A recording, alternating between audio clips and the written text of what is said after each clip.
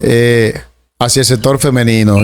Y yo espero que las amadas hermanas que van a ver este video no se sientan que uno se está parcializando, pero quiero dejar que tú cuentes el testimonio para que ellos sepan a qué nos referimos. Sí, mira, tú sabes que no se trata de que la justicia se está inclinando más hacia el lado de la mujer, no, se trata de que está inclinada hacia el lado de la mujer.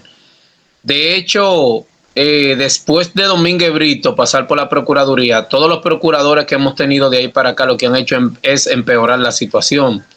Porque de hecho yo recibí una información de fuentes oficiales en la que Miriam Germán emitió de manera clandestina, porque eso no está tipificado en ningún tipo yo diría, de parlamento por las jurisdicciones ni por la Procuraduría.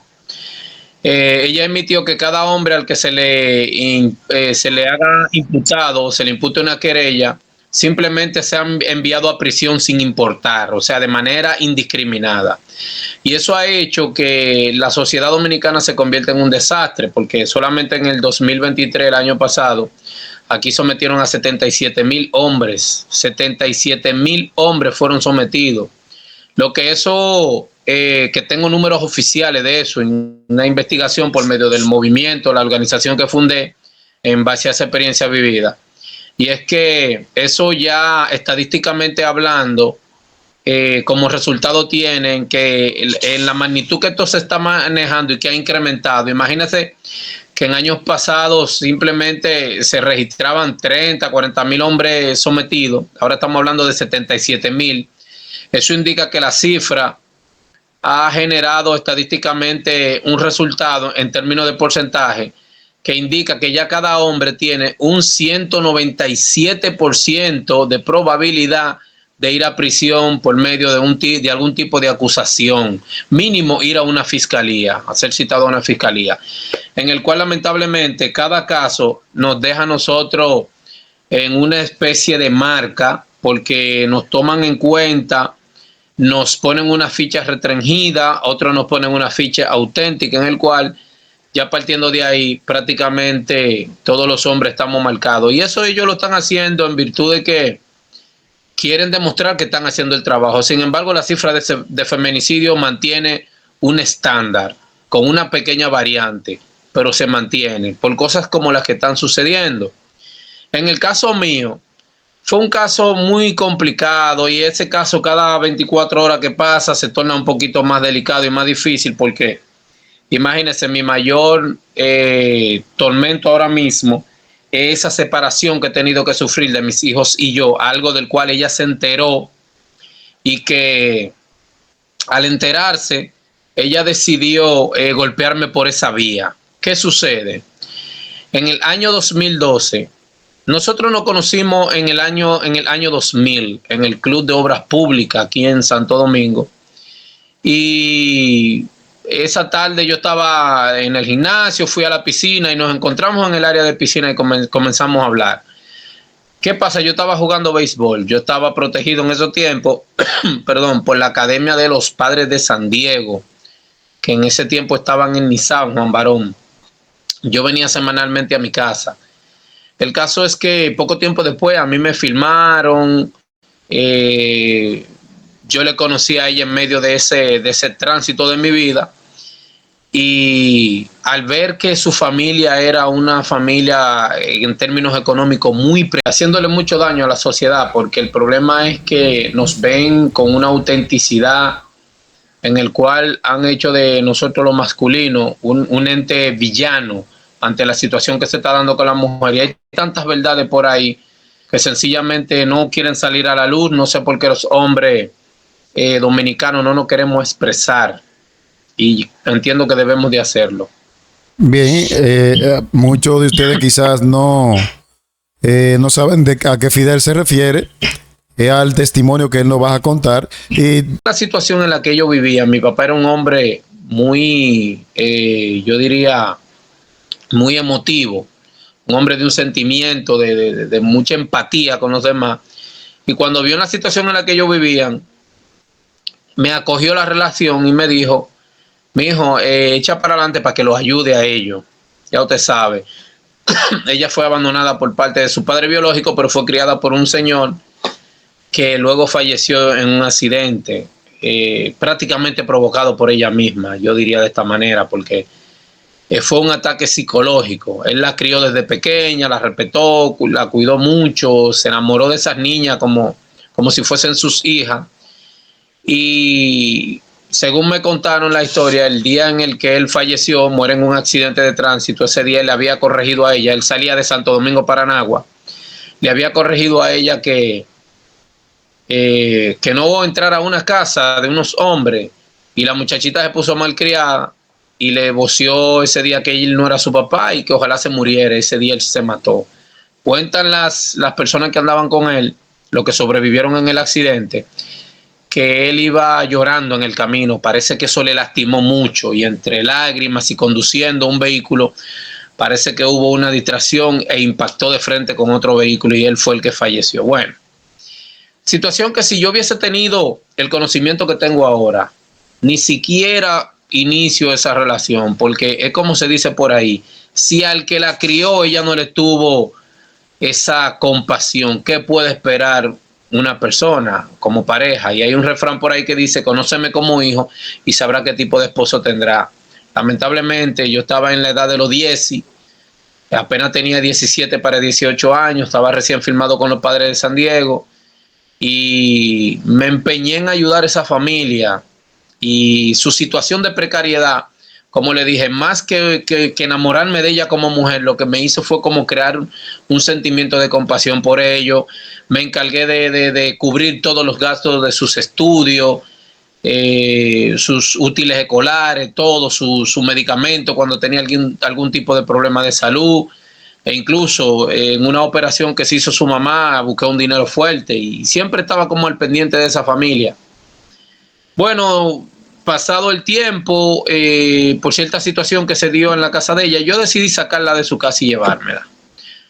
Me la llevé, alquilé una casa y nos casamos prácticamente.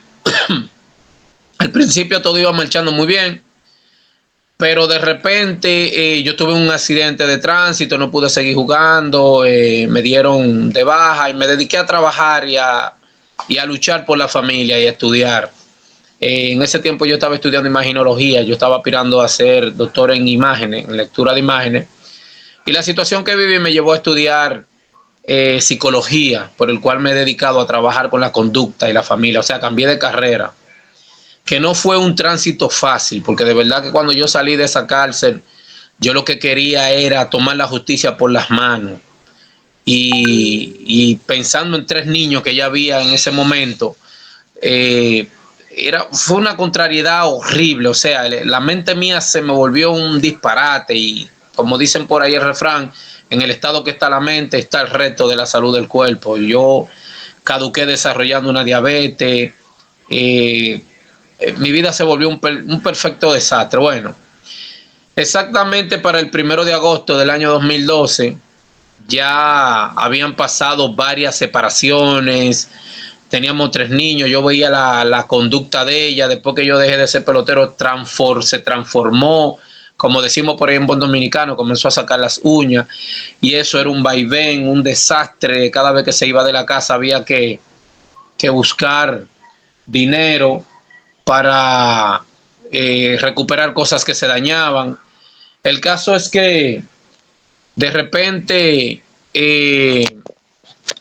comenzó un comportamiento en el cual yo me vi forzado a tomar la decisión de separarme de ella, pero cuando me separo de ella la dejo bajo un techo, y le dije: bueno, si tú mañana decides unirte a otro hombre, lo único que te voy a pedir son 2 cosas: el que busque su casa y te lleve, y que no me toque esas niñas, que tengan mucho cuidado con eso, porque la historia ha marcado muchas cosas de pedofilia hoy en día, en el cual hoy en día estamos trabajando con una campaña a través del Movimiento de Unidad y Alianza Familiar MUYAF con respecto en contra de la pedofilia.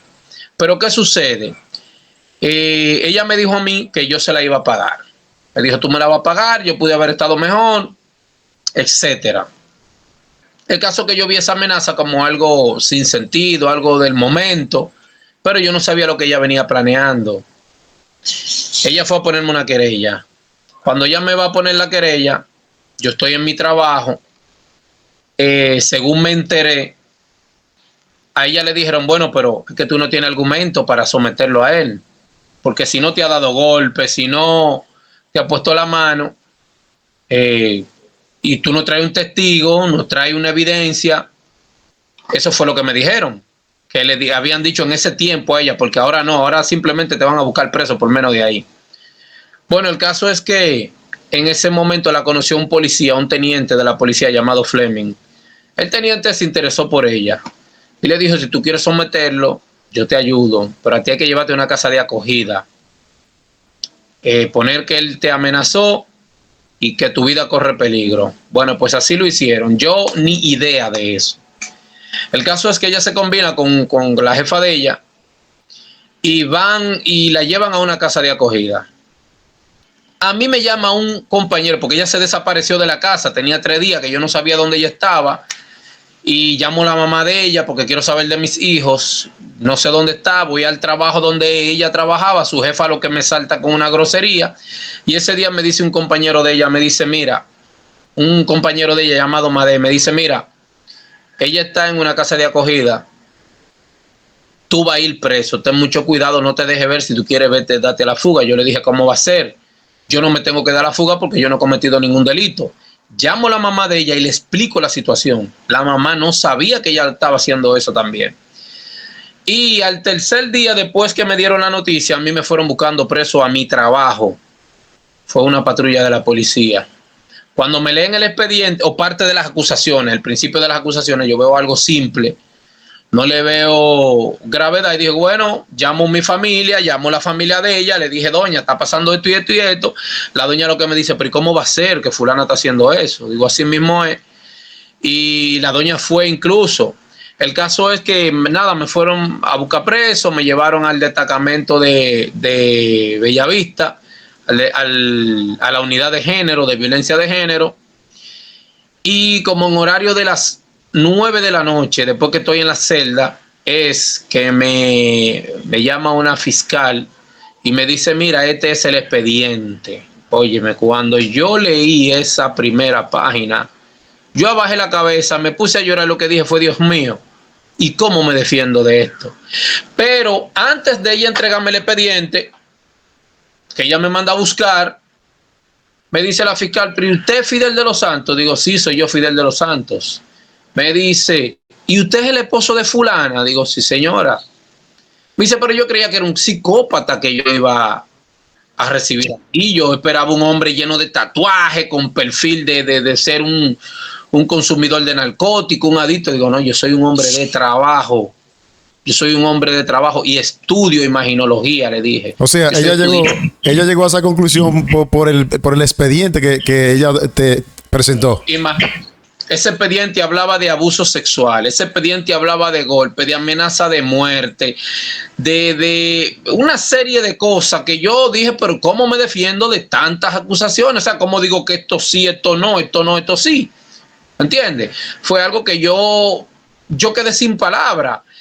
Y la fiscal me mira y se pone la mano en la cabeza como con una actitud de sorpresa y lo que me dice, ay mi hijo, te están haciendo un daño. Yo pensaba que era un delincuente. Al ver tanta barbarie, yo violaba, pero unas definiciones increíbles que yo abusaba de ella sexualmente, vía anal, vía vaginal, vía oral, tema que yo no quise mencionar en el programa de Peguero. Me voy a tomar el honor de decirlo por aquí por primera vez. Que yo le daba golpes, que yo la amenazaba de muerte, que yo llegaba con un arma de fuego a la casa y la obligaba a tener relaciones sexuales y que yo le decía a ella que si me denunciaba la mataba. O sea, un perfecto psicópata. Que los niños vivían nerviosos por las amenazas. Mire, una serie de cosas que yo decía, pero Dios mío, ¿y esto ahora? Y cuando mi hermana vio el... Pero Fidel, ¿cómo se puede emitir un expediente de esa magnitud sin someterlo a una investigación profunda? Lo horroroso de eso, lo extraño de eso y lo que me despertó a mí tanta angustia con la justicia es que a mí me agarran preso ese día y ese día tienen una definición de mí e incluso con la afirmación de una psicóloga, que la psicóloga decía en el expediente, que según los estudios que le habían hecho a ella tenía trastorno en el cual ella no quería tener relaciones con ningún tipo de hombre producto de los abusos sexuales que yo le propinaba. Sin embargo, ella era la amante de ese policía. Oiga lo fuerte de eso. Y en todo el proceso de las 7 audiencias que se hizo en esos 8 meses y 17 días de prisión, ella, quien le daba las orientaciones de lo que iba a decir en la corte, era el policía. ¿Por qué? Porque cuando a mí me confirman, una cosa es que ese día, después que la fiscal me vio, que dice eso, se acerca un policía a la celda y me dice: Fidel, pero a ti se te ve que tú eres un hombre que miraba por los ojos de esa muchacha. Y me dice: mira, esa muchacha es la novia ahora de un teniente de la policía llamado fulano de tal, que él fue quien me dio todos los detalles, y una segunda persona más, que yo dije, pero ¿y esto? O sea, yo la creía a ella incapaz de hacer una cosa así. El caso es que a los 3 días de estar en ese destacamento me bajan al Palacio de Justicia y ahí me cantan 3 meses de medida de coerción y me envían para la cárcel de Najayo. Eso fue un perfecto desastre.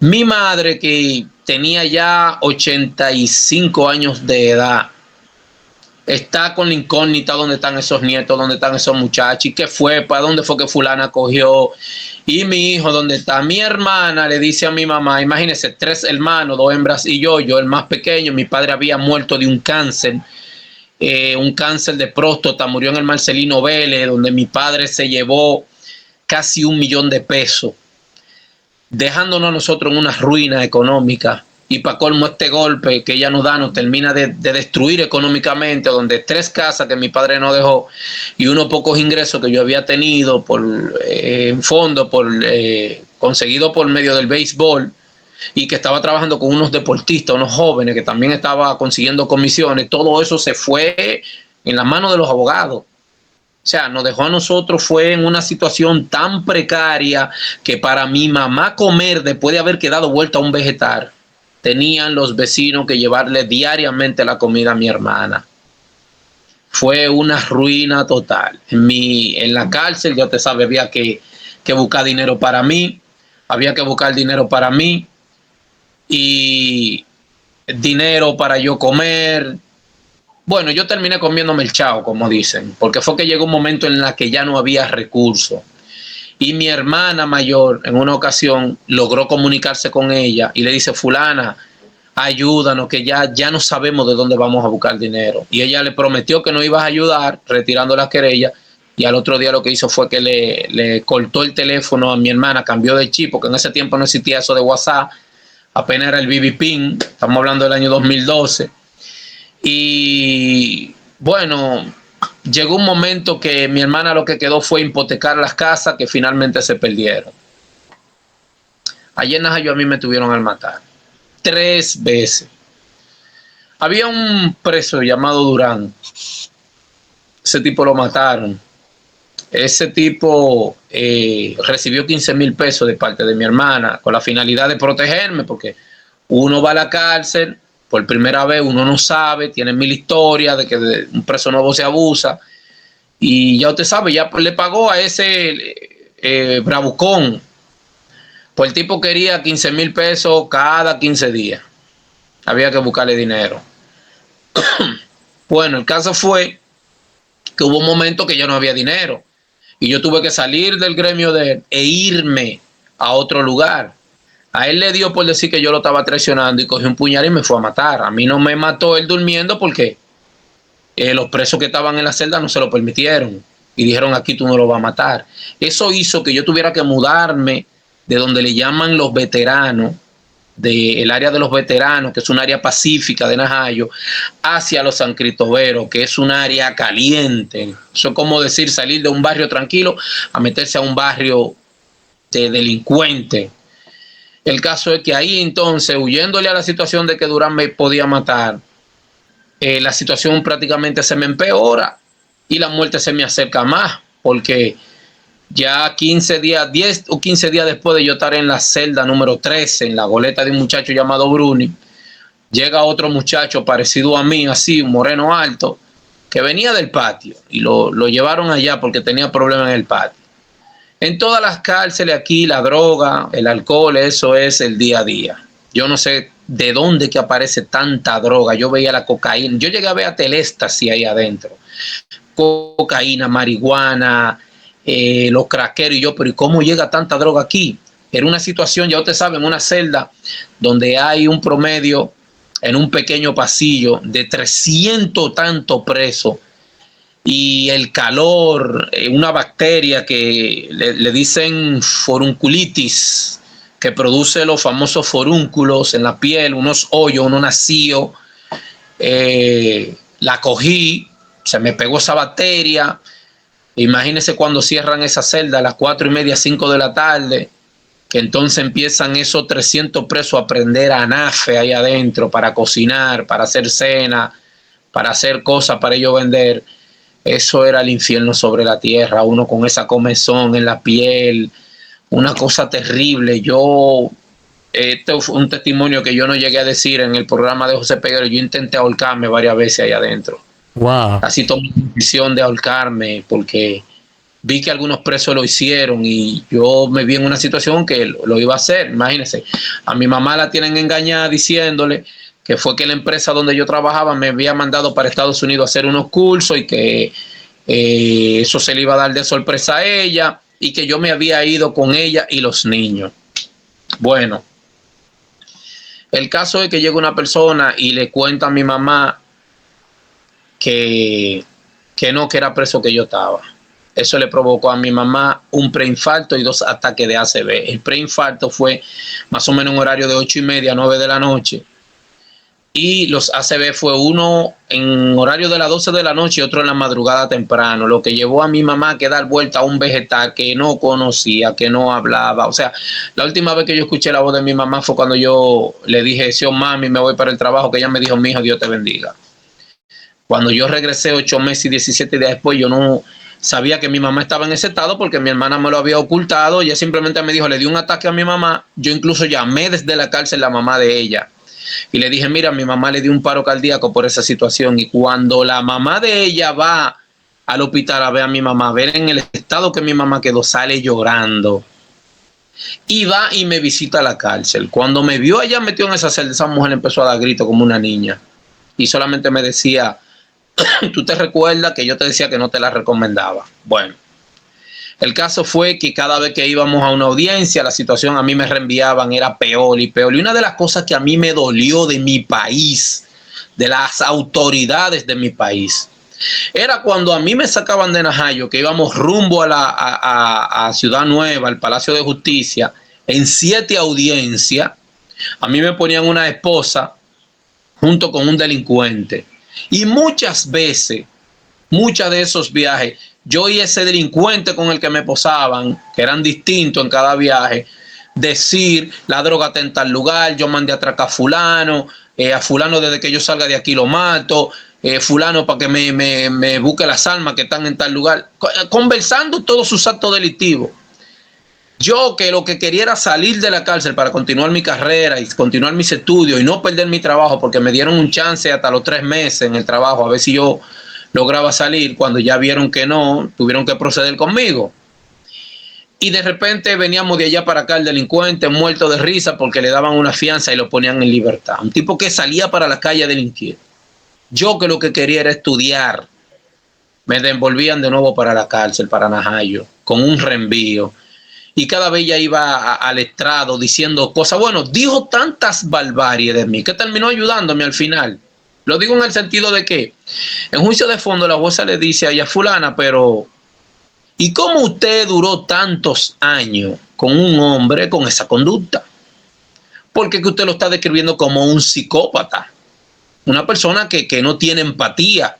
Y también cómo usted le parió a esos 3 muchachos. Una de las cosas que yo le dije a la jueza fue, pero magistrada, ella habla tanto de abuso sexual, que cuidado si alguno de esos muchachos es producto de alguna violación. Le dije a sí mismo. Y le dije, pero magistrada, mire lo curioso de esto. Yo entro a trabajar a las 5 de la tarde. A las 6 de la tarde, perdón, a las 6 yo tenía que estar en el trabajo, en el cual a las 5 ya yo iba de camino a mi trabajo. Y yo salía en horario de las 6 de la mañana. Yo llegaba a las 7, 7 y pico a mi casa. Ella entraba a trabajar a las 7 de la mañana y salía a las 7 de la noche. O sea, yo estoy en el día en la casa y ella está en la noche. ¿En cuáles momentos yo estoy golpeando a esa mujer, violando a esa mujer, amenazándola de muerte y haciéndole tanta barbarie? Golpes que apareció un papel de un supuesto médico legista que yo decía, magistrada, pero ahí habla de un golpe en la nuca. Y darle un golpe en la parte de atrás donde está el cerebro. Le dije, yo soy estudiante de imaginología. Eso implica que puede presentar la fractura de un vaso capilar generando una hemorragia a corto plazo, donde ella puede sufrir un ACV que a su edad no lo iba a resistir. Lo que se supone que ese diagnóstico tenía que traer en el expediente, primero una radiografía por golpe en el caso de que haya una fractura. Segundo, una tomografía o resonancia magnética donde determine si hay un posible ACV, por lo que le acabo de informar, porque son muy peligrosos. ¿Me entiende? Sin embargo, nada de eso está ahí. Yo quisiera saber qué médico legista fue que hizo ese levantamiento, hizo sus análisis. ¿Me entiende? Otra cosa es que dónde están los otros golpes. Una mujer blanca, pero de un blanco, de esta gente que usted lo agarra por la mano y se le ve el rojizo. Una mujer sumamente blanca. ¿En qué momento esa mujer presentó golpes? Porque es una persona que usted le da un golpe y ese golpe tiene que durarle semanas. Ese mayugón, nada de eso. Me cansé de pedirle a los jueces que hicieran un levantamiento. Fue un barrio completo a defenderme. Iban 30, 40, 50 personas juntas. Presidente de junta de vecinos, pastores. El padre Rogelio fue. Envió una carta. Fueron mucha gente que me vieron nacer, me vieron desde pequeño. Pues yo hice el catecismo con el padre Rogelio. Mi papá era catecúmeno en la iglesia católica, un hombre conocido todo el tiempo en la parroquia de Cristo Rey. Entonces, ¿cómo es que los jueces no ceden, no hacen un levantamiento, una investigación? Eso era reenvío. En una ocasión, mi hermana dice que va a vender una de las casas y le ofrece a la juez Giselle Soto $1 millón. Le dije, mire, le voy a dar $1 millón para que usted me lo suelte y yo me lo voy a llevar del país. Y Giselle Soto dice, lo que le contesta es, no, hay que esperar a que esa mujer baje, que ella llegue calmada. O sea, que si ella no llegaba calmada a la corte, a mí no me iban a dar la libertad. Pero ¿qué sucede? Que ella está siendo orientada por un teniente de la policía. O sea, ¿cuándo ella iba a llegar calmada? Nunca. Eso era que yo estaba en un total fracaso y esa mujer dijo cosas en ese expediente que yo recuerdo que uno de los abogados me dice, tú estás debajo de una patana, mijo, tu vida te la van a destruir. Y ese hombre se llenó de ira. Yo fui tan apoyado en esas audiencias que incluso yo estaba trabajando en Raya Food Dominicana. Yo era el jefe de operaciones de Raya Food Dominicana, de todos los restaurantes Wendy, de los Cinnabon, etcétera. Y yo trabajé en el 2010 en Centro Cuesta Nacional y cuando la gerente de Centro Cuesta Nacional se enteró de eso, fue con una comisión a apoyarme y llevaron carta. Mire el récord conductual de este ser humano que le está hablando. Bueno, con decirle que salgo de la cárcel y en lugar de convertirme en un asesino que no era para menos encontrar a su mamá en ese estado, lo que hago es que me fajo a trabajar con esta fundación y no quiera usted saber lo que ella le escribió a José Peguero y me tiene mi hijo enemigo a terror de su papá.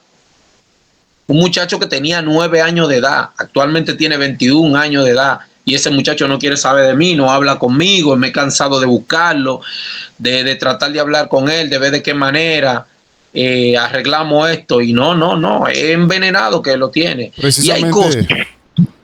Precisamente eso te iba a decir, que yo te veo hablando públicamente, porque para dar los datos que tú das de forma pública en las plataformas que tú le has dado, solamente eso habla de tu conducta, ¿verdad? Porque si tú estuviese escondiendo algo, no lo dijera públicamente. Y otra cosa, el tú decirlo no empeoraría tu caso, el tú decirlo así públicamente. De hecho, lo ha empeorado, pero está trayendo a la luz el proyecto que traemos. Que al final de la jornada yo diría que el caso terminaría tocando fondo y luego las cosas se ablandarían. ¿Por qué? Porque algún día ese muchacho va a ver que su papá lo que se ha dedicado es a salvarle el pellejo a él mismo. Algún día él va a reflexionar y va a decir, óyeme, pero mi papá está luchando porque cambien una ley, porque es mi principal lucha, que se cambie esa ley. Dentro de, si Dios quiere, dentro de un mes y medio vamos a tener una manifestación de hombres y mujeres. A mí me están llamando de todas partes, tanto fuera del país como de las provincias de este país, donde vamos a tomar, vamos a hacer una manifestación pidiendo la transformación y la tipificación de los cambios de los códigos de la ley 2497. ¿Por qué? Porque es una ley que simplemente lo que está haciendo es destrozando la vida del ser humano, acabando con los hombres. Aquí hay una tabla. ¿Sabe que cuando yo escucho, cuando escuché el testimonio y al escucharte a ti ahora, llegan a mi mente varias cosas? Si tú no tenías antecedentes penales, no tuviste problema con ningún militar nunca. De la forma que la trataste a ella, entonces esto como que no me encaja. Mira qué pasa.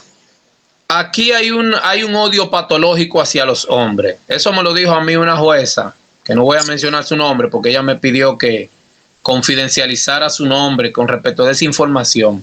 De hecho, ella trabaja con el Ministerio de la Mujer y me dice, mira, ustedes los hombres tienen que cuidarse porque todo lo que se está formulando es para que la mujer se vuelva un peligro para ustedes.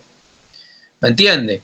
Entonces, aquí simplemente una mujer va y se querella de usted y allí no se toma en cuenta su récord conductual, su vida laboral. Aquí no se toma en cuenta nada de eso. Usted es un preso simplemente y fíchalo. Y por eso es que los hombres están tomando la decisión que se está tomando hoy en día. Porque eso lo sabe cada hombre. Y cuando se ve de frente a esas situaciones, así toma una decisión letal. ¿Me entiende? Entonces, lamentablemente, eso está sucediendo. ¿Qué sucede? En medio de la situación, yo recuerdo que cuando llevan al preso allá al penal, o sea, a la celda, ese muchacho se puso a chivatear con un policía ya de apellido Montaz. Se puso a decirle que en la celda número 13 había droga, había alcohol y que tenían armas. Y hicieron un allanamiento pendejo, porque entonces los policías se llevan todo eso, vamos a decir, lo sacan de los San Cristoberos, lo venden en los veteranos o lo venden en el patio, van y le venden la droga a otra celda simplemente. Todo eso es lo que hacen los policías. Pues ellos mismos son los que la entran. El caso es que a mí me estaban esperando. Yo llevaba ya un promedio de 3 meses estudiando informática.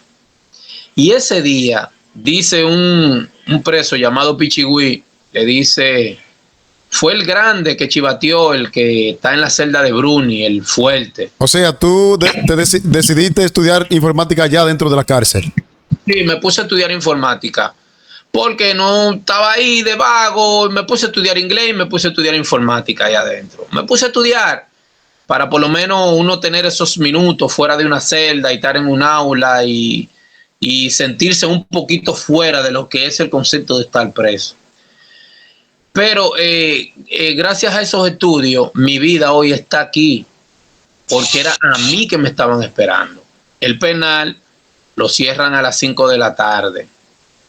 Ese día nos graduamos, un promedio de 60 presos más o menos, y una monja, la madre como le dicen, decidió hacer una celebración con nosotros. Yo recuerdo que llevó 2 cubetas llenas de cóctel de fruta, un bizcocho, y estábamos ahí.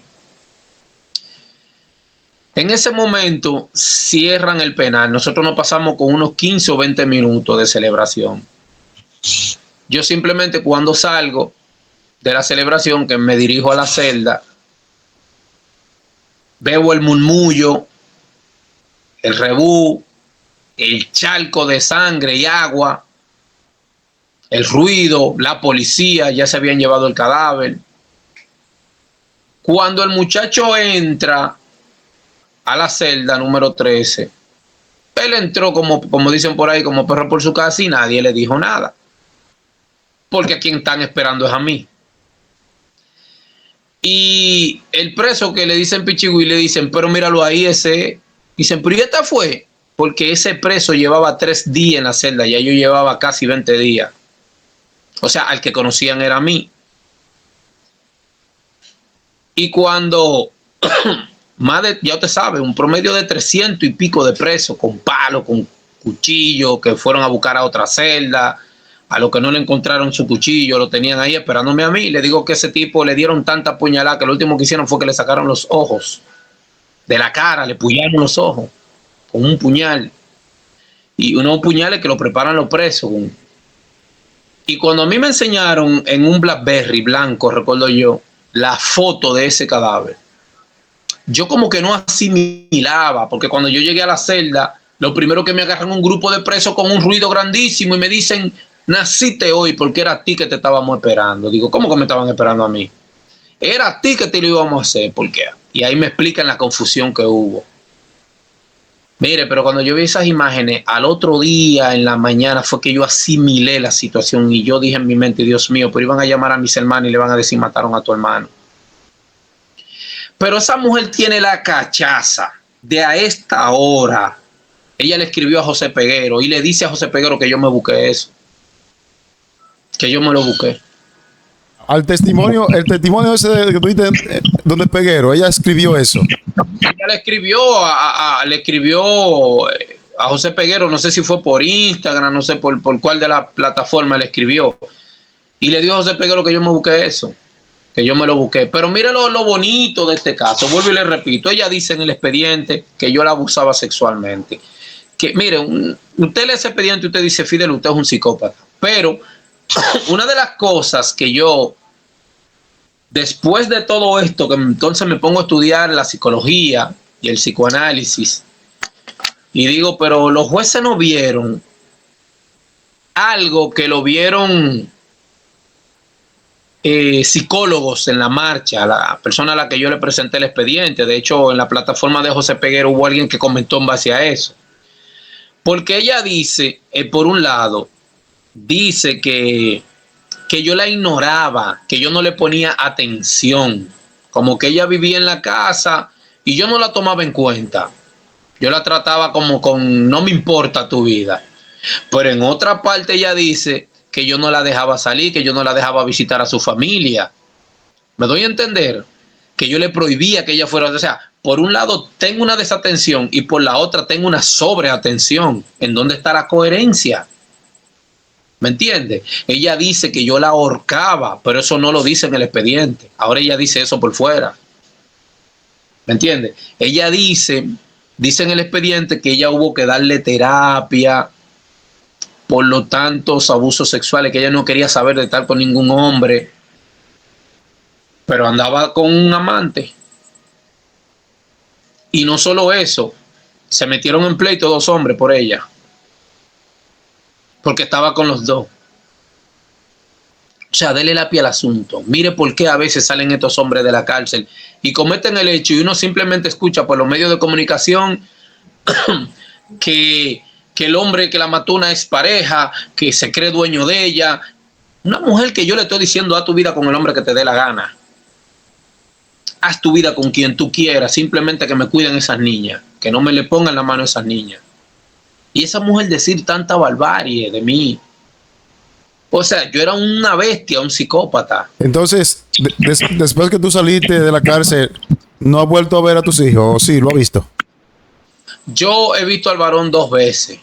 La primera vez que lo vi, bueno, que ella incluso andaba con el policía, lo envió para saber dónde yo estaba, porque yo andaba en una persecución detrás de mí, yo tuve que irme del sector. El niño incluso llorando me dijo, papi, ¿cuándo yo te vuelvo a ver? Y yo le dije, pronto, mi hijo. Y él se fue llorando de la casa. Como unos 2 meses después, la abuela del niño va con el niño a visitar a mi mamá y quería que yo lo viera, pero yo no estaba cerca. Cuando ella vio en el estado que mi mamá quedó, la madre de ella se fue a dar grito y me llamó y me lo dijo. Y me dice que ella no sabe cómo Dios va a perdonar a su hija. ¿Qué pasa? Mire, cuando yo llegué a esa casa, que yo vi a mi mamá, que yo le dije sí, oh, mami, yo vi que levantó la vista así, la volvió a bajar la cabeza y mire, yo quedé en una situación que esto fue algo difícil. Hubo un momento que yo le dije a mi hermana, váyanse, recojan y váyanse, vendan la casa y váyanse. Mi hermana me dijo, ¿cómo la vendemos si ya la casa prácticamente tienen otro dueño? Digo, váyanse, que yo voy a resolver esto. Yo voy a hacer justicia con mi hermano. Y fue un desastre. Mi hermana lo que me dice, ¿y para dónde cogemos? ¿Para dónde vamos? Mami come porque doña fulana le trae la comida todos los días. Yo tengo que salir a josear la de los niños. Entonces ya te sabes, yo salí de la cárcel y fue peor mi vida que estando ahí adentro, porque por lo menos ahí adentro el chao, una comida mala, pero yo la tenía ahí, aquí afuera, ¿quién? Yo tenía que salir. No me daban empleo en ninguna parte que yo iba. Me entrevistaron en Embassy, me entrevistaron en el Hotel Jaragua, me entrevistaron en la Plaza de la Salud, me dieron entrevistas en muchísimos lugares que yo fui a llevar currículo. Cuando llegaba la hora de depurarme, sencillamente no me llamaban porque yo estaba fichado. Me mandan a coger una terapia por 2 años. Esos 2 años, de esos 2 años duré yo 7 meses durmiendo en los parqueos del Estadio Quisqueya, en la entrada de la boletera. Ahí dormía yo. Yo andaba con un pantalón roto, cosido con un cordón de zapato, porque la ropa mía, llegó un momento que mi hermana dijo, ya no hay más nada que hacer. Digo, véndela y tráeme algo para yo comer aquí. En el vecindario sí tuve muchos amigos que salían a recoger dinero, a recolectar dinero para llevármelo allá a Jayo. Yo tenía que pagar una cama para no dormir en el piso. Tuve al final que terminar durmiendo en el piso, que ahí fue donde cogí la bacteria.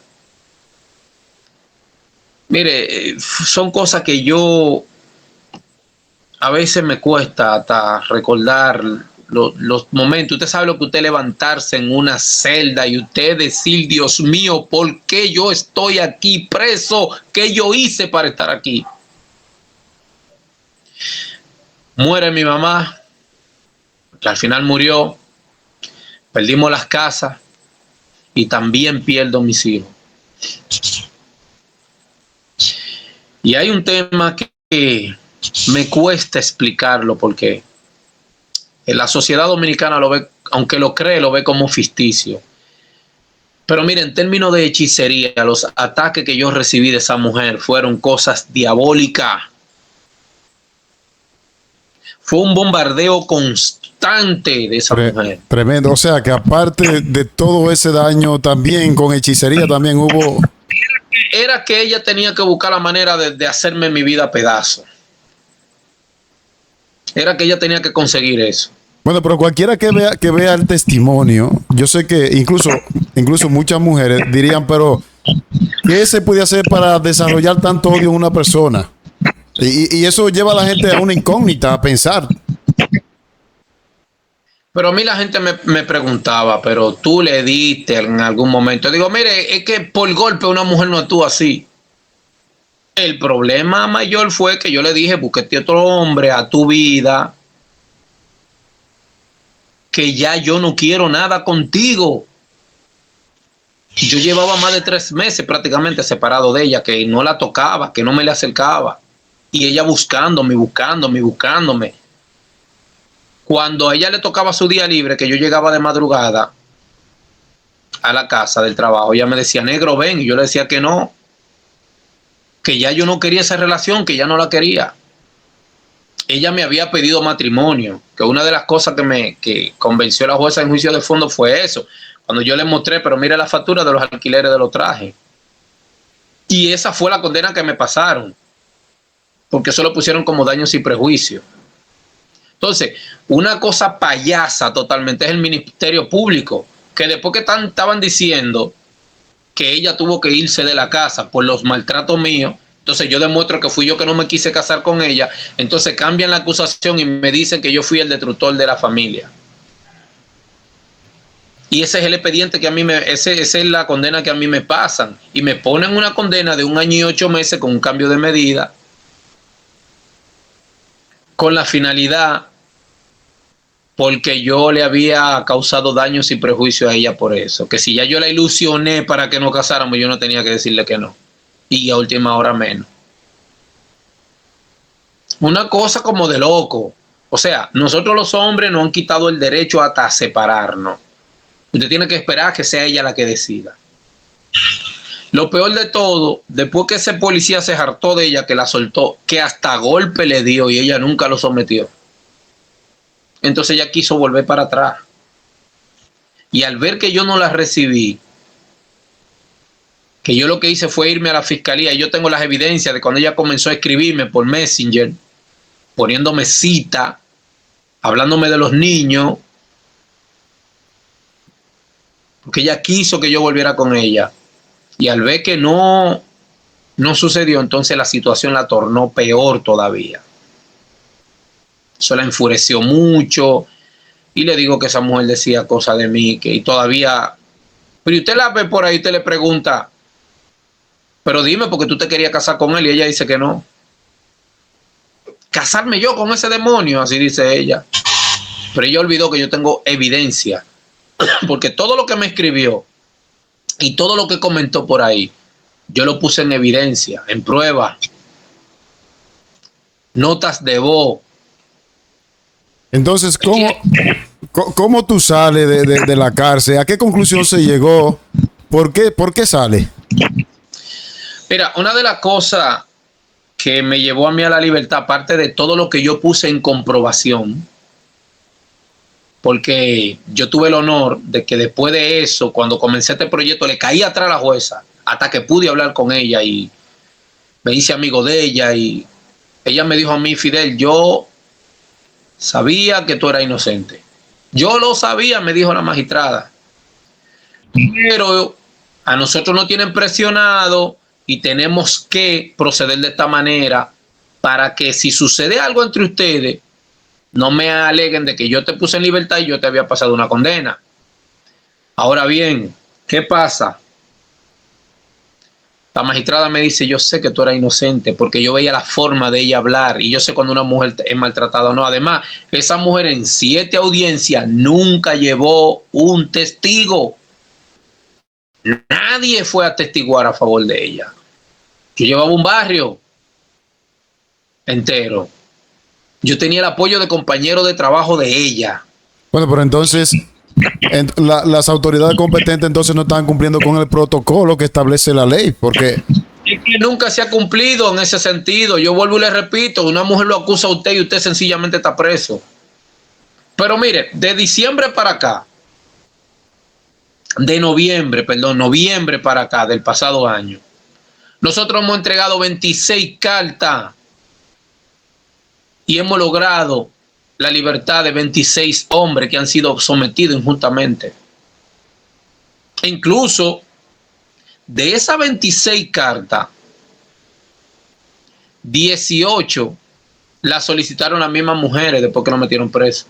Nos las solicitaron para solicitarle, porque tenemos una firma y un sello, una organización que está trabajando con esta sociedad, con muchísimos temas. Como le dije, mañana tengo una entrevista. En Santiago tengo otra para la próxima semana de arriba. Usted puede buscar en Teleopina. El domingo creo que a las 10 de la mañana, a las 11, lo transmiten por Colorvisión, por el canal 24 y el canal 16. Teleopina con Dani Agori. Entonces, después de todo este rollo, esto es lo que te impulsa, lo que te motiva a formar la fundación.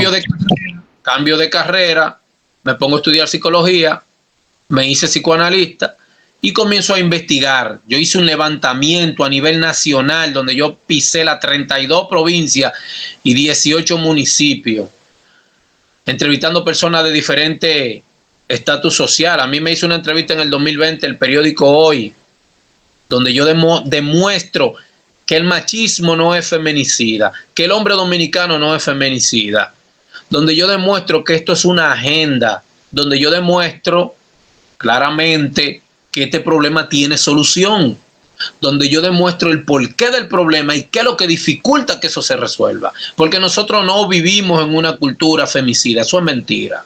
Que de hecho no es feminicidio, porque eso es una falsa. Lo peor de todo, aquí lo tienen tipificado como que es la muerte de una mujer en manos de un hombre, en sentido totalitario.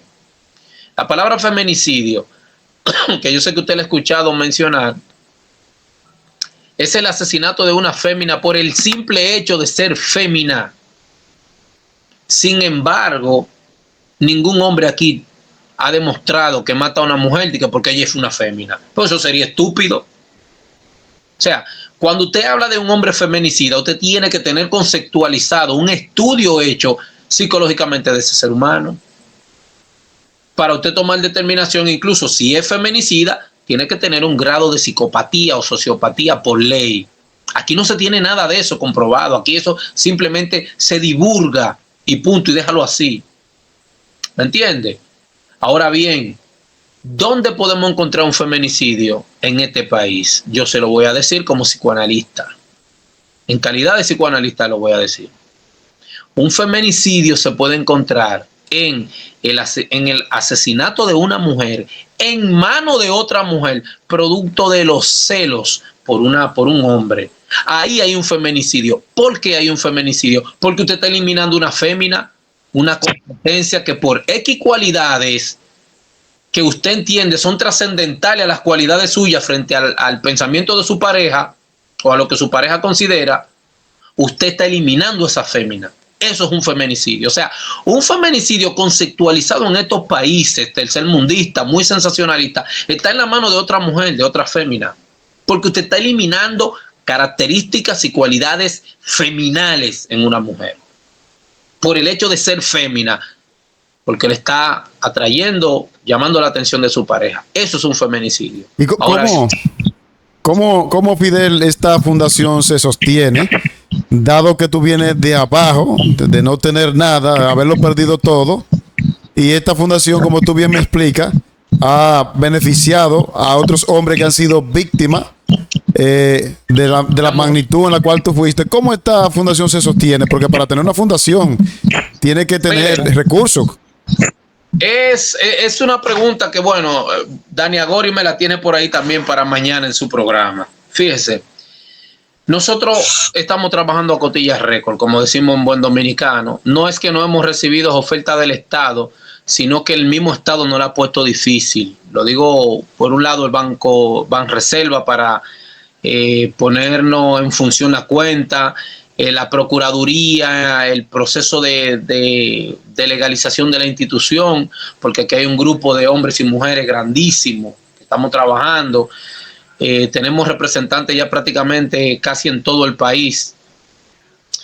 Y cuando la historia mía, entre las personas que me conocen, que fueron quienes me dieron la idea de crear una fundación, de escribir un libro por ahí que estoy ya terminando, y de empezar a trabajar con la sociedad. Imagínense, yo vengo de estudiar imaginología, yo no tengo nada en la cabeza para darle a la sociedad. O sea, yo era de lo que me preguntaba, ¿y qué yo le voy a decir a la gente? Si busco psicólogos van a hablar de lo mismo. Si hablo de la violencia en contra de la mujer, lo que se va a decir es que yo era un violento y que por producto de lo que viví me arrepentí y que ahora estoy. No, yo tengo que traer una verdad. Pero en la marcha Dios me fue preparando. Yo recuerdo que un amigo llamado Hermes Leonardo, alias Moisés, me dijo, comienza a leer. Y en la lectura tú vas encontrando todo lo que necesitas. Comienza a documentarte. Porque imagínense, yo estoy en una ruina económica. Yo no puedo decir voy a ir a una universidad a estudiar psicología. No tengo quien me dé el apoyo. Yo de hecho incursioné en la política con el Partido Revolucionario Moderno a partir del 2016, cuando gana David Collado las elecciones. por el Ayuntamiento del Distrito Nacional, pero que Luis Abinader pierde ante Danilo las presidenciales. Y mi primer empleo formal fue en el ayuntamiento, gracias a David Collado, producto de que a mí el Estado me negó trabajar. Yo prácticamente mendigué. Yo me iba con un señor llamado Terrero, de transportación Terrero, en un camión a hacer mudanza, a transportar materiales de una provincia a otra, a ganarme por viaje 500 pesos cuando habían viaje. Yo terminé en un parqueo cuidando carros, 2 años completos, cuidando carros a 200 pesos las noches. Una persona que estaba estudiando en una universidad, una persona que vivía en una casa, una persona que mantenía 3 niños, ¿entiendes? Y me vi durmiendo en un carro viejo en la calle, me vi durmiendo en la boletera del Estadio Quisqueya, como le dije, picándome los mosquitos, quitándome los 100 pies. Una cosa que yo le digo la verdad, yo pasé por un proceso de nihilismo tan fuerte, y le especifico el año 2014, 2015, que yo hablaba solo en la calle y hacía moriqueta y yo no me daba cuenta. Y a mí la gente, yo me estaba volviendo loco. Yo hablaba solo, de repente se me metía un gesto así, y yo mí mismo no sabía. A mí me lo decían. ¿No crees tú, Fidel, que la filosofía que promueve esta fundación en algún momento va a chocar con este concepto que tienen las autoridades, que la mayoría son féminas, en cuanto al concepto que se maneja en República Dominicana acerca de los hombres? ¿No va a chocar esa filosofía de ustedes? De que va a chocar, pero va a chocar por el sentido de que ahí hay intereses particulares, intereses económicos y mucho poder político. ¿Por qué? Porque hay un feminismo radical en la República Dominicana, que más bien eso es embrismo, y que el embrismo es la patología de odio hacia la masculinidad por mujeres que generalmente vivieron frustraciones producto de que generalmente ese tipo de espacio está ocupado por mujeres que tienen un arquetipo de hombre en su cabeza y que por ciertas cualidades no pudieron sustentar una relación con ese tipo de hombre y terminaron traumadas, donde entonces dicen los hombres son el problema. Ese mismo problema sucede en algunos hombres, salvo que a diferencia de la mujer que se convierte en atacante, el hombre lo que hace es que se torna compasivo, pierde la caballerosidad y se convierte en una persona solitaria que no le interesa una relación firme con ninguna mujer. ¿Y tú crees, Fidel, que dentro de ese grupo podrían haber personas que ocupan puestos en la fiscalía, jueces y demás? ¿Tú crees que en ese grupo podrían haber personas así? Yo creo que la pregunta que usted me acaba de hacer, usted tiene la respuesta, porque no me diga usted que usted no ha oído por ahí decir, y esto que son juezas que fueron violadas, y esto que son fiscales que le violaron una hija, que la maltrató a un marido, y que tienen, o sea, hay una identificación, y lo que le acabo de decir no es un comentario particular de la sociedad, o sea, no es una especulación callejera. A mí me lo justificaron juezas. Pues yo he hablado con más de 50 juezas aquí en el país, mujeres me justificaron eso. Esa fulana de tal que está ahí, que no caigan hombres en manos de esa jueza, porque esa jueza está frustrada por una situación que vivió con su marido y ha quedado con un odio hacia los hombres. ¿Me entiende? Tremendo. Y muchas abogadas están en eso. Entonces, de hecho, una de las propuestas que le tenemos al gobierno precisamente para allá iba. Yo veo que esta iniciativa tuya, 2 preguntitas. En primer lugar, yo me imagino que esa fundación tiene voceros que no van a ser tú, por el hecho que mencionaste, que la gente puede pensar, no, como él pasó ese proceso, él se está desahogando o se presenta como víctima. Pero yo me imagino que dentro de la fundación hay mujeres, hombres que van a ser voceros de la misma. Tenemos más mujeres que hombres, de hecho, y estamos tratando de reclutar más hombres que mujeres, no en el sentido del victimismo en mi caso, porque nosotros hemos defendido muchas mujeres de hombres abusadores, muchas mujeres. Nosotros le hemos dado protecciones a muchas mujeres. Yo le he quitado al femicidio, o sea, al usoricidio, que es el término correcto. Porque la fundación no se circunscribe solamente a la defensa del hombre, sino en términos general. No, por eso nos llamamos Por eso nos llamamos un tsunami de abuso hacia los hombres en términos judiciales, porque aquí en este país se habla mucho de los abusos policiales, aquí en este país se habla mucho de los abusos contra las mujeres, pero aquí no se habla de los abusos judiciales, que son la mayoría y los peores. ¿Me entiende? De los abusos judiciales, en la que a usted lo llevó una mujer en una acusación de acoso sexual a una menor, en una acusación de maltrato hacia ella, y simplemente 3 meses de medida de coerción, 1 año de medida de coerción, 6 meses de medida de coerción, sin una investigación previa, porque como le dije, ¿qué pasa con mi expediente? Que a mí me tienen definido sin haberme conocido. Antes de que a mí se me evaluara, ya había un expediente hablando de mi conducta, no en términos acusativos nada más, sino afirmativa. Pero también yo le puedo hablar desde el punto de vista yo diría desde el punto de vista jurista, porque estudié mucha lógica jurista. O sea, esta situación me llevó a estudiar muchas cosas. Yo tengo ya 556 libros leídos y debidamente estudiados, relacionados a muchas cosas que tienen que ver con el modo vivendi humano. Sin embargo, usted lee el expediente completo de todo lo que dice la madre de los hijos míos, y yo le puedo identificar en términos juristas 2 cosas.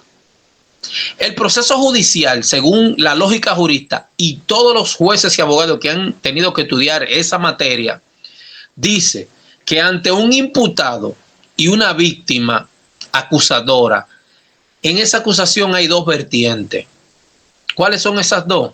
La primera tipifica la acusación universal, y la segunda, las historias particulares. Las historias particulares son las que corroboran la acusación universal, porque es desde donde se comienza en la investigación a sacar conclusión. Me explico. Yo lo acuso a usted, y cuando estamos en la corte yo digo, él me da golpe, él me maltrata, él me amenaza. ¿Qué es lo primero que hace un juez? Esa es la acusación universal. En la acusación universal no se puede quejar, porque ese usted me hace, tiene que tener historia particular. Entonces, ¿qué hace el juez en el interrogante? Dígame cómo se generaban esas situaciones. Entonces, partiendo de ahí, usted tiene que decir tal día, tal hora sucedió esto, tal día después a tal hora sucedió aquello, en tal momento sucedió. A eso se le suman los testigos y las pruebas. Ahí está la investigación jurista. Pero si se quiere llevar más allá, si el caso tiene algún tipo de delicadeza, entonces se hacen los levantamientos, que es la tercera fase.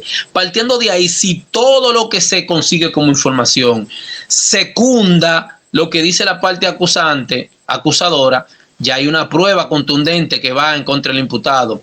Pero usted lee ese expediente mío completo y todo lo que ella en esos 7 meses dice, no hay una historia particular. Sin embargo, las historias particulares las hago yo. Todas fueron universalizadas.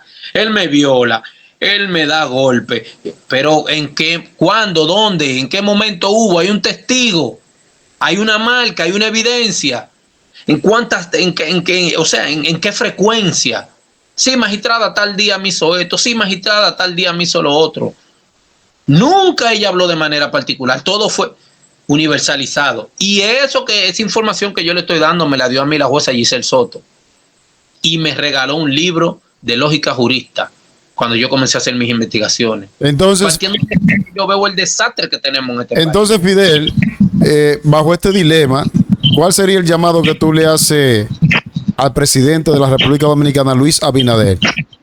Fíjese, nosotros tenemos, lo primero que yo hice, que me llevó a este punto, fue estudiar las significaciones terminológicas, los idiomas originales. Yo me encontré incluso con la historia oculta de Cristo. Algo ya hablo, aunque menciono a Cristo, hablo fuera de la religiosidad. La enseñanza oculta de Cristo, pre-cruz y post-cruz, donde encontré muchas herramientas y muchas verdades que son aplicables a esta época. Y me encontré con la palabra información, que fue donde comencé a identificar su significado. Información es una trilogía, un tripartito, son 3 palabras unidas en una. Información significa interioridad, forma y acción. Según el psicoanálisis, partiendo de la información se construye la dialéctica. ¿Qué es la dialéctica? yo siempre pongo este ejemplo. Pensemos en la dialéctica como un camino vecinal. No sé si usted ha ido a esos campos donde usted encuentra un solar baldío, pero que tiene un caminito. Y todo el que cruza por ese caminito hace exactamente lo que el camino le indica. Si el camino sube, si baja, si serpentinea. Todo, o sea, nadie se sale del orden del camino para caminar por la maleza. El camino tiene un patrón, vamos a decir. Tiene un patrón. Y todo el mundo acude a eso como refugio. ¿Qué pasa? Ese es el mismo efecto de la dialéctica. La dialéctica es cuando usted culturalmente construye en su vida lo que usted va a hacer por medio de lo que usted recibe como información. Este celular se puso de moda, todo el mundo lo quiere, eso es dialéctica. Este pantalón se puso de moda, todo el mundo lo quiere, esto es dialéctica. Esta forma de hablar se puso de moda, eso es dialéctica. Mira ahora como de repente apareció un dembocero y comenzó a decir teteo, teteo, y ya hasta personas como Johnny Vázquez le escucho yo en su boca la palabra teteo cuando eso no tiene nada que ver con fiesta como terminología, pero ya por dialéctica lo llevan al uso diario, a ese modo vivendi que nosotros tenemos. Ese mismo efecto surge en nuestra conducta. La mujer tiene como dialéctica, y lo he dicho así en varios programas, hay dos dialécticas construidas que están chocando de frente en medio de una situación de pareja. La mujer tiene en su mente, lo meto preso, y el hombre tiene en su mente, la mato. Eso está en el inconsciente de la colectividad. Y en cada hogar donde se enfrentan en una situación particular que termina degenerándose en una desgracia, o esos 77,000 sometimientos están conceptualizados dialécticamente. Entonces, ¿cómo se consigue resolver un problema así? Cambiando la dialéctica. No sé qué edad usted tiene, pero si nos remontamos a la década de los 80, y usted puede recordar esos años y principios de los 90, aquí al hombre que le daba golpe a la mujer se le decía que era un mujercita, que era un abusador, y eso era una vergüenza. Existía lo que le llamaban la reunión de la vergüenza, que era cuando entre una pareja había tanto problema y de repente se aparecía el papá y la mamá de ella, el papá y la mamá de él, y esa reunión familiar y los hermanos, y esa vergüenza hacía que ellos comenzaran a comportarse. ¿Me entiende? Eso no existe hoy en día, porque hoy en día sus problemas intrafamiliares tiene que decidirlo una fiscalía, el grado de armonía que se vaya a vivir o no. Y obviamente, donde hay una fiscalía que está parcializada en beneficio de un género y en contra del otro, lamentablemente esto es lo que vamos a tener. Entonces, cuando yo descubro el procedimiento de la agenda, oiga bien esta parte, el procedimiento de la agenda que se tiene con estos temas, donde está operando el sector lésbico a nivel internacional, el sector gay, tiene mucho que ver. Ahí está la Agenda 2030 y la sociedad LGBT, dicen ellos, como libertad de la mujer, los derechos al libertinaje. Esos son puntos ocultos. Como derecho de la mujer, la competencia con el hombre. Por haber sido reprimida en el pasado, hoy ella toma la cúpide y estos hombres tendrán que aceptarla, lo quieran o no. Por tanto, creamos leyes que reprimen los derechos, resaltan los derechos de la mujer y reprimen lo del hombre. Y eso es abuso, eso es maltrato y eso es venganza. Entonces yo soy de lo que digo como psicoanalista. Cuando se busca la solución de un problema como este, pero que dicha solución opera sobre la base del odio, el resentimiento y la venganza, todo eso aniquila, incluyendo a futuro, toda posibilidad de que podamos vivir en una sociedad conyugal e intrafamiliar digna de una cultura de paz. Por tanto, hay algo que aquí no se quiere reconocer. Y yo lo vengo diciendo desde el 2014 para acá. Estamos en el mes de agosto, ¿verdad? Las mujeres que van a morir en el 2025 ahora mismo están vivas. La van a matar. Están precondenadas. Eso se llama la predicción por medio de la dialéctica. ¿Me doy a entender? O sea, esa dialéctica está armada. Ahora mismo esas mujeres están vivas. Quizá ahora mismo están empezando a tener los conflictos conyugales. Quizá ahora mismo están contentas, abrazadas con su marido, pero se va a generar más adelante el conflicto que va a terminar degenerando en esto. Por tanto, ¿son ellas las víctimas? No, somos los dos víctimas de una idea psicosistemática. Por eso yo le llamo agenda a esto. Y eso es lo que hay que cambiar. Aunque eso choque. ¿Cuál es el presupuesto del Ministerio de la Mujer? Se está hablando de casi 500 millones de pesos por año para 2 o 3 mujeres llenarse el bolsillo simplemente. Y para eso hay que agendar que los feminicidios continúen, claro, en virtud de vender, que es defendiendo la situación que estamos. Es como decía José Luis Párice, en nombre de la paz y la seguridad mundial, tenemos los suficientes arsenales nucleares para destruir toda la humanidad. No sé si me está entendiendo. Claro. Eso mismo es lo que está pasando con las mujeres, en nombre de los derechos de la mujer, de la supuesta equidad, que no es equidad realmente. Aquí la mujer se está poniendo el zapato grande. ¿Qué es lo que se quiere? Que se siga matando a las mujeres para seguir exprimiendo el bolsillo al Estado. Porque eso renta y hay intereses particulares y económicos. Y de lo que le estoy hablando me lo han dicho incluso diputados. ¿Me entiende? Sí, pero es como te digo, Fidel, estas informaciones que tú acabas de dar, por ejemplo, personas deberían de hacerse eco de la misma, porque no es lo mismo que lo digas tú, que pasaste por un proceso, porque la parcialización hacia el sector femenino somos muchos que lo estamos viendo.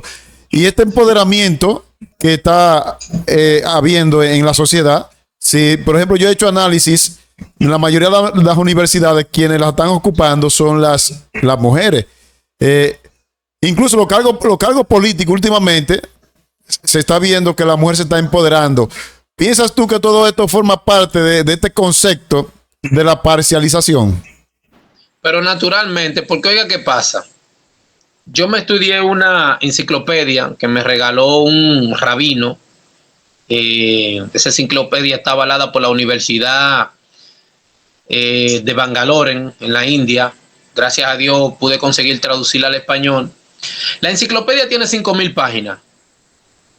1.080 páginas psicología masculina, 1.000 y el resto son psicología femenina. O sea, el mundo femenino psicológicamente es muy amplio, hasta el punto en el que la mujer misma lo desconoce y nuestra charla lo demuestra.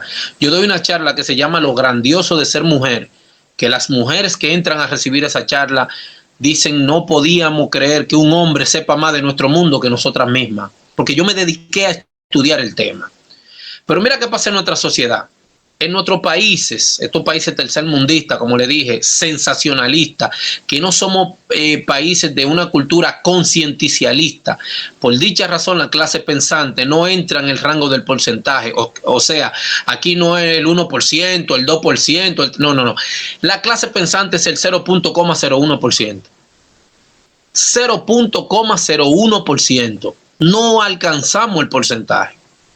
Ni siquiera el 1%, ni cerca. Tenemos 2 ceros por delante y una coma. ¿Por qué razón? Porque en una sociedad donde el concienticialismo no exista, lo que existe el sensacionalismo, se da un factor que hay que entender. El concienticialismo se encarga de abrirnos los ojos. El sensacionalismo nos pone una venda. No es que no lo cierra, no pone una venda para que ni siquiera podamos abrirlo. Si usted se pone a ver 77.000 querellas puestas por mujeres, usted me va a decir a mí que todas fueron justas, que no hay abuso ahí. Eso es imposible. Ok. Viendo las mujeres, cómo están matando a las mujeres, yo me prestara a poner querella. Yo buscaría una solución más diplomática para protegerme, porque al fin y al cabo, si este hombre sale de la cárcel y entró en un concepto nihilista, estratega y predispuesto, yo soy una muerta segura, porque a mí no me van a poner una vigilancia permanente. Es igual que cuando hablamos de la política de prevención, que es la basura política más estúpida que tiene el Estado. Yo soy, como psicoanalista, de lo que dice, prevenir un problema es mantener el problema. Ahora, háblame de una política de erradicación del problema, para que el problema no exista más. Pero vuelvo y le repito, si erradicamos el problema, ¿de qué carajo sirve el Ministerio de la Mujer? Que el mismo hecho de prevenir está dando por sentado que el problema va a llegar. Pero que prevención es un estado de alerta, que es imposible usted permanecerlo. Yo le voy a traer un ejemplo básico. Usted se va, hay unos documentales por ahí, no recuerdo los nombres ahora. Cuando lo logre conseguir, le puedo enviar el link. Sobre una situación que se estaba dando en la década de los 90 en Miami, en los manglares. En los manglares de Miami existe un lagarto que le llaman alligator, familia del cocodrilo, donde se reportaban hasta 400 casos fatales por año de animales que se metían en la casa, mataban a los miembros de la casa, iban a los campos de gol, atacaban a los jugadores. Bueno, el último caso fue en 1996, una atleta, una campeona mundial de tenis, salió a hacer ejercicio en la orilla de los manglares, en la cabecera de un puente, en la parte de abajo, cerca del río. Ella se toma un poco de agua y se sienta. En ese momento sale del pantano un alligator y la ataca y la mata. Se crearon cientos de miles de medidas de prevención, letreros, anuncios, programaciones, protestas, marchas, llamados. Todos los años seguían los animales matando gente. ¿Qué tuvieron que hacer las autoridades? Tomar una decisión radical. O desalojamos el vecindario de los manglares o eliminamos la especie. Pero Medio Ambiente dijo, no, la especie la encontramos ahí. Lo que hay que eliminar los sectores. ¿Qué hicieron? Desalojaron todas esas viviendas. Ya se acabó el problema. Se da cuenta que la prevención no pudo resolver el problema. Porque usted puede estar alerta, sí, ahí hay un cocodrilo, tengo que cuidarme. Pero en un momento la mente se le fue y el animal ¡fup! Porque la mente humana es morfológica, no es amorfa. O sea, no puede operar sino sobre la base de la forma. Y al operar sobre la base de la forma y en una era donde hay tanta información, la forma está cambiando constantemente en la mente. Fíjese que se habla de más de 6.000 pensamientos diferentes diarios que pasan por la mente. Sí. Entonces, es imposible que usted pueda tener una alerta. Ese mismo método, llevémoslo al estado de la familia. ¿Cómo tú vas a vivir previniendo como mujer la situación de que un hombre te mate, tú metiéndole presión de que lo va a denunciar? Tú denunciándole cualquier disparate que tú lo puedes resolver tú. O sea, las autoridades lo que han hecho, que nos han arrebatado la autonomía, la capacidad de una mujer manejarse frente a una situación del hombre y viceversa. ¿Me doy a entender? Vale. Nos han arrebatado esa autonomía, esa capacidad de permanecer, porque ahora todo es violencia contra la mujer. Ahora la mujer es un algodón de azúcar, mientras el hombre es un pedazo de hierro. Vale, antes de terminar, pues ya tenemos casi 2 horas conversando. Hay un factor que no lo hemos mencionado, que en el testimonio que tuviste donde Peguero, tocaste una parte que me pareció interesante, y es el hecho donde tú decías que fue como por cabezú, porque tú conocías, o sea, te habían dicho, la misma madre de la ex esposa tuya te había dicho que no te la recomendaba. Entonces ahí entra lo que es la causa y el efecto. Sí, así es. Entonces, yo creo que también el noviazgo debería decirnos a nosotros, porque quizás tú por la edad que tenías no lo tomaste en cuenta, pero ¿qué tú le dirías, ya que tienes la experiencia, a los jóvenes que tienen sus novias? ¿Qué tú le dirías para que... Mire, sí, por eso le dije al principio, le dije, si yo hubiese tenido los conocimientos que tengo ahora, sencillamente no vivo eso. Porque imagínese, yo estaba jugando pelota, yo lo que me veía era como un posible Sammy Sosa. De hecho, me pusieron ese nombre en el play, me decían Sammy, decían que yo me parecía a él en ese tiempo. Yo estaba en la edad de la ignorancia. ¿Qué pasa? Uno de los talleres que nosotros damos es exactamente el estudio del principio de la dialéctica. ¿Qué estamos construyendo a corto, mediano y largo plazo? Ese taller alerta tanto mujeres y hombres a usted escapar de la etapa del enamoramiento en el noviazgo y despertar a ver qué usted está construyendo, qué tipo de persona es esa, cuál es su conducta. Yo expliqué en el programa de Adelina, en el canal 33, yo estuve explicando, le voy a mandar el link para que usted vea la entrevista y al final usted verá donde yo explico eso claro, que de hecho es un caso que nos sirve para toda la vida a todos. Puse en conclusión el caso de Orlando Jorge Mera, el caso de Juancito Espol, y estaba hablando ese día específicamente del caso de Esmeralda Richer, de Paula Santana, perdón, la jovencita que violaron y que mataron en la zona franca. Bien, ¿Qué sucede?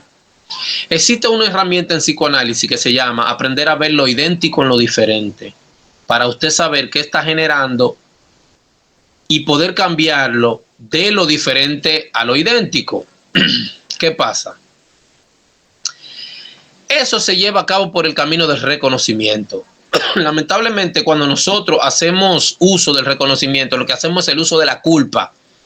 Yo reconozco que yo lo hice mal. Eso es culparse, eso no es reconocer, eso es culparse. El reconocimiento tiene 4 etapas que hay que aprender a utilizar. Nosotros la damos en nuestros talleres y la persona se le transforma la vida por eso. La primera etapa es usted tiene que reconocerse a sí mismo. ¿Qué es reconocerse? Conocer lo que usted conoce de usted, sus fuertes y sus débiles. Cuando usted lo haga en usted, ya usted sabrá qué transformar de usted y qué no. Lo mismo tiene que hacerlo con la persona en la que usted se va a relacionar en términos de amistad o de relación conyugal, para usted saber cuál es el resultado que viene a futuro. Si, por ejemplo, el débil suyo es la tolerancia excesiva, pero el débil del exponente es ser intolerante, usted es una víctima fácilmente. ¿Me entiende? Usted es una víctima. ¿Por qué? Porque la intolerancia lo va a doblegar usted por la tolerancia, por el exceso de tolerancia, que no es que no sea tolerante, sino que tiene la vida que llevar un equilibrio. Entonces, si usted, por ejemplo, su débil es ser cobarde, ser temeroso, pero que el otro es agresor y muy sobreexpuesto, agresivo, violento, usted tiene que saber que usted se está convirtiendo en víctima, pero el enamoramiento no permite que eso se vea. ¿Me entiende? Porque el enamoramiento pone una venda en los ojos también, no ciega. Es decir, o sea, esa técnica que ustedes enseñan en esos talleres le ayuda a la persona a crear un perfil de reconocimiento. Antes de empezar una relación, conozca y reconozca. Uno de los problemas que vemos mucho en la sociedad es que usted se la pasa 20, 30 años conociendo a una persona, pero nunca lo reconoce. Y es por eso que usted puede decir, usted, un hombre de experiencia, se va a dar cuenta que a veces usted ve personas que cometen errores o hacen cosas que usted dice, fulano, pero yo no esperaba de ti eso y eso nuevo en ti. No, eso siempre estuvo en esa persona, salvo que usted nunca lo reconoció, nunca lo vio. ¿Me entiende? ¿Qué pasó con Orlando Jorge Meras y Miguel Cruz, su asesino confeso? Que Miguel Cruz padecía de sociopatía y ellos se criaron juntos, porque el papá de Miguel Cruz era el guardaespaldas del papá de Orlando Jorge Meras de cuando era presidente de Jorge Blanco. ¿Me entiendes? Entonces, ¿qué pasó en esa crianza, en esa amistad? Que tú te pasaste la vida entera conociendo a un hombre y nunca lo reconociste, hasta el punto que cuando tu seguridad quieren impedir que él entre, tú mismo le das paso y le dices, Miguel es mi amigo, déjalo entrar, y te termina asesinando. ¿Me entiendes? Pero que tú te pasaste la vida conociendo a una persona, no reconociendo esas capacidades psicopáticas. Sin embargo, te pasaste la vida viendo, pero lo consideraste todo el tiempo un hermano intachable. Y es allí donde la confianza crea la entrada al peligro. ¿Me doy a entender? Entonces, cuando la persona se concientiza de enseñanza como esta, su vida le cambia, porque se convierten en estudiadores de su situación y de la ajena. Eso es vivir en un estado acechante. Correcto. Entender, es alerta automática y eso nosotros los enseñamos. Vuelvo y te repito, yo no hubiese vivido esto si hubiese tenido esos conocimientos, sí, pero tengo estos conocimientos porque viví esa experiencia. Sí, hoy bueno, puedo enseñar. Bueno, y esto no solamente en el campo matrimonial. Creo que este perfil que tú estás presentando podrías salvar la vida no solamente en el matrimonio, sino en la sociedad completa. Bien, ya vamos a finalizar, Fidel. Yo quisiera que tú, Fidel, le hiciera un llamado al presidente Luis Abinader, porque aquí hay una comunidad de 72,000 personas. Yo sé que muchos la van a ver y esta información podría llegar. ¿Qué tú le dirías a Luis Abinader, que viene siendo la autoridad principal de la República Dominicana? Bueno, yo le repetiría lo que le dije en 2019 en Herrera, la primera vez que nos reunimos. Por medio de Alfredo Pacheco nos vamos a reunir nuevamente, Dios mediante. Fíjese, cambio de información es la clave principal. Cambio de información. Hay que unir los tres principales poderes del Estado y un cuarto que es la comunicación. Hay que cambiar lo que se dice. Hay que dejar de promover la mujer que abraza el papel de víctima. No podemos estar victimizando, porque la palabra víctima viene del griego áctiman, que significa el perfecto culpable de lo que le sucede. Los antiguos griegos decían, aprende a ser inocente, que al inocente no le sucede. Aquí hay un error entre la palabra víctima e inocente. Son palabras que no concuerdan. Inocente es totalmente lo contrario de ser víctima. Entonces, hay que cambiar la información. Hay que trabajar de manera cosmogónica, no antagónica. No podemos estar de que una charla aquí, que una... Tenemos ya que hablarle al Estado. Yo mismo le comento a todos sus seguidores que me busquen en TikTok como @SammyElGrande. @SammyElGrande y que me sigan porque vamos a empezar en los live a dar charla para que todo el mundo se empape de estos conocimientos. ¿Me doy a entender? Entonces esto hay que llevárselo a la sociedad. Hay que hacer que las empresas publiquen, patrocinen comerciales, que la única que lo está haciendo es el Banco BHD, que promuevan los principios y valores.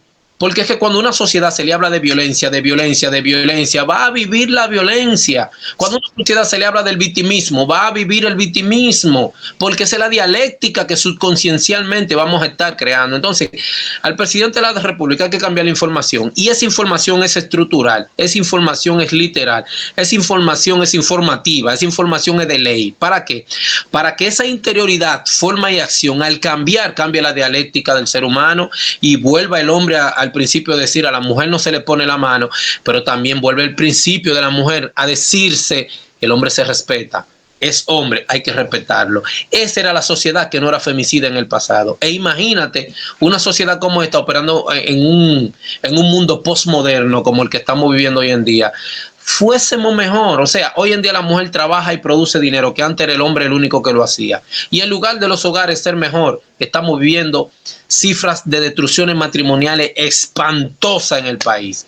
Por eso se ha incrementado la pedofilia, porque cuando la mujer comienza a caducar mentalmente en la mente del hombre sexualmente y la niña viene subiendo, la atención se desvía.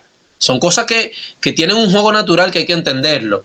¿Me entiendes? Un gran porcentaje de niñas y niños criándose en la presencia de un padrastro por el auge de la destrucción intrafamiliar que estamos viviendo.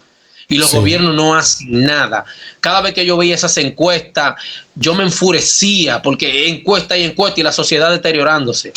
La mejor encuesta la hizo Nayib Bukele en El Salvador. Resultado. ¿Qué es lo que le hace falta a este Estado? Entonces, mi propuesta está en esa. Cambio de información en la información que se va a comunicar. Cambio de información, hay que transformar esa ley 2497. Cambio de información en el manejo. Se van a comenzar a investigar los casos. Hay que hacerlo así. Un hombre no va a ir a la cárcel porque la mujer diga. Eso es lo que tiene el hombre furioso. Y son cosas lamentablemente indignantes. Bueno, este planteamiento que tú haces incluso tiene principios bíblicos. Cuando nosotros vamos al comportamiento de las parejas, por ejemplo, cómo Sara se refería a Abraham, que le decía mi señor, y a Sara no se le quitaba un pedazo por eso. Bueno, Fidel, gracias, te agradezco muchísimo por cederme la oportunidad. Vamos a repetir dónde te podemos conseguir en las redes sociales. Bueno, la vía más asequible ahora mismo me pueden conseguir en TikTok, donde vamos a empezar por medio al número de adeptos, de seguidores. Me pueden buscar en @SammyElGrande, @SammyElGrande. Lo tengo con ese nombre porque así no identifico directamente mi nombre personal por medio de las redes sociales. Y también, como a mí me llamaban por ese nombre cuando jugaba béisbol, nada que ver con jactancia ni nada personal. Mi interés a través de esos likes que vamos a hacer es llevar el conocimiento para que se salven muchas mujeres y hombres. @SammyElGrande en TikTok, y por ahí comenzaremos a dar charlas y conferencias, consultas personales, como quieran. Vamos a trabajar con la sociedad, lo vamos a hacer de manera cosmogónica. Luego vamos a estar abriendo otras redes sociales, pero también pueden buscarnos como Movimiento Muya, @gmail.com, y pueden incluso en cualquiera de las plataformas digitales, desde que escriben la palabra Muya, MUYAF, MUYAF, MUYAF. Ya le salen informaciones nuestras, programaciones nuestras, que hemos dado por diferentes plataformas, entrevistas y los temas que vamos a continuar, la propuesta de esta institución hacia el Estado, que demostramos que en menos de 2 años aquí se erradica el asesinato conyugal. Lo demostramos conscientemente. Correcto. Bueno, aquí, si alguna persona de la que va a ver esta entrevista necesita un taller, un seminario, una charla, podemos colocar tu número ahí para que te contacten. Sí, claro que sí, lo puede colocar, claro que sí, me pueden llamar y planificamos. De hecho, ya a partir de enero arrancamos provincia tras provincia nuevamente en una nueva jornada, porque dedicamos estos últimos 6 meses a estudiar las conductas, la información, lo que está haciendo la justicia, el impacto que tiene sobre la sociedad y cómo podemos transformar eso. De eso se trata. Bueno, brother, mil gracias, que tenga una feliz noche y vamos a echar para adelante con esta fundación, vamos a apoyarla, porque esto va en beneficio no solamente de un sector, sino de toda la comunidad. Gracias, Fidel. Y que sirve para toda la vida. Gracias a ti. Bendiciones. Igual.